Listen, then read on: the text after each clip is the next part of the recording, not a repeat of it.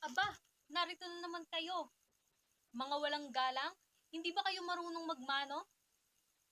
Saan ba ang inyong mga asal?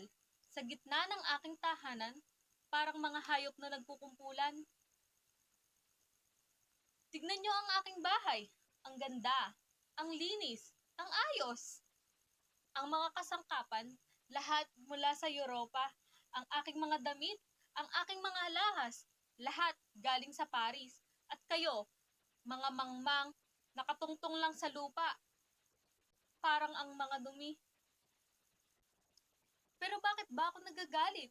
Hindi ba kayo mga tao na dapat kong kaawaan? Mga mangmang, mga ignorante, mga walang alam sa mundo? Kayo ay mga alipin, mga tagapaglingkod, mga walang karapatan.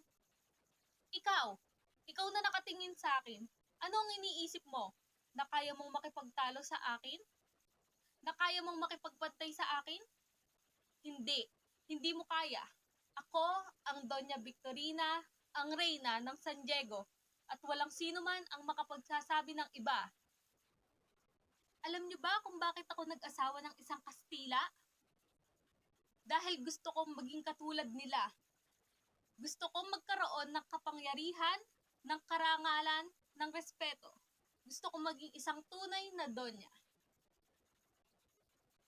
At alam niyo ba kung bakit hindi ako nagkakaroon ng anak?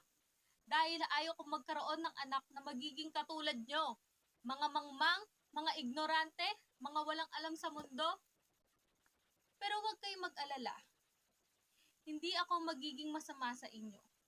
Bibigyan kayo ng pagkakataon na matuto. Bibigyan ko kayo ng pagkakataon na maging katulad ko.